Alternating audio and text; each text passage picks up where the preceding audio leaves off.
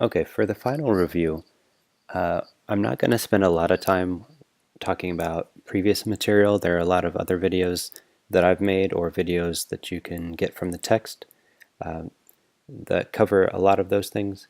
So I'm going to cover more of the new exponential and logarithmic material and also some other things. So for this video, I'm going to focus on explaining aspects of exponential functions and logarithmic functions, how they're inverses of each other, their nature as being one-to-one, and also kind of issues of transformations. So first we have this kind of our basic exponential, looks something like this. So we have y equals e to the x. You see this power here. And if we talk about kind of the definition of a logarithmic function, notice we have e to the x. X is our input, y is our output. The inverse of that would be taking what used to be the output and making that the input. So our y value would come to be the x value, and the x value would come to be the y value, and whatever base here becomes the base of the log. And we see in the orange here. Now notice, as you would imagine, for when we graphically represent inverses, they reflect over the y equals x line because we change all our x's to y values and our y's to x values. Now notice in terms of our inputs and outputs, if we're talking about the exponential function here, we can give any input we want. But if we have especially if there's nothing, if we're multiplying by a 1 or something positive out in front, and we have a base that's positive, then our exponent can be negative or positive. It can be anything from negative infinity to positive infinity, but our output is going to be always positive. It has a horizontal asymptote at the x-axis at y equals 0. In the same way, then where our domain for the exponential is all real numbers and our range is all positive numbers, for our logarithmic function, then our range is going to be all real numbers, but our domain is going to be positive numbers.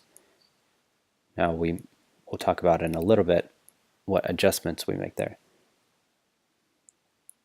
Okay. And notice also that these functions are what we call monotonic. They're one-to-one. So every unique input leads us to a unique output.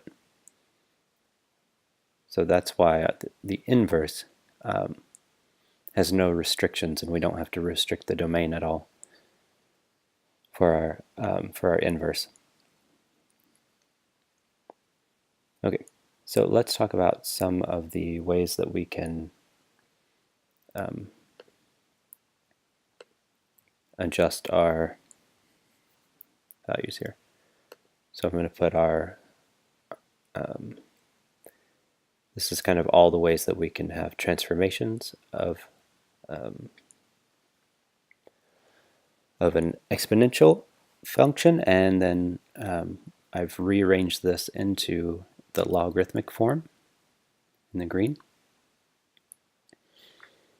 So the b being our base here, that kind of tells us how fast we're growing. Notice when we're above 1,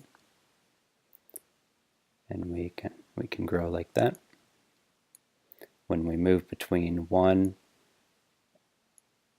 notice as we get to 1,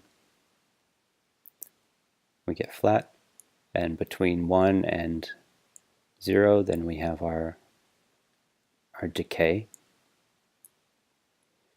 And then, of course, we've talked about how our base cannot be negative.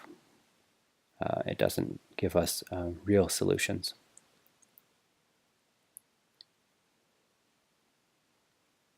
Okay. Next, we might multiply. So the next two are going to be, notice that they're happening after the exponentiation. So those are going to be vertical changes. We've got the multiplying by a, that gives us a vertical stretch. We have the plus c, that gives us a vertical shift. So notice as we shift our a, we're stretching higher. So when our a is 1,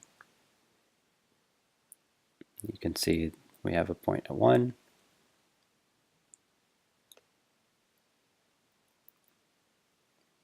Up to 2, the point is at 2.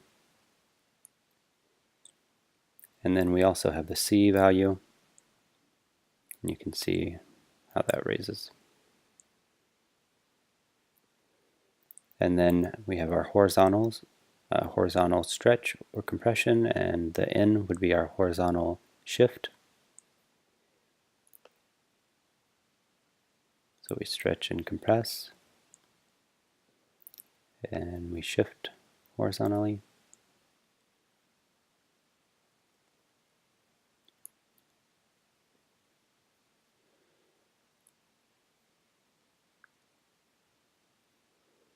Okay, so let's use that idea to think through this function f of x equals negative 2 raised to negative 2 raised to the x plus 1 plus 4. Now notice this 2 is raised to the power. Because it's not in parentheses, the negative is not raised to a power. It's like multiplying by a negative 1 as an a value. So let's notice the shifts. We have this internal shift here. So we've shift to the left 1. We have this vertical shift up 4. We're using a base of 2. And then we're multiplying by a negative 1, so we're reflecting everything vertically. So when we look at that from our original,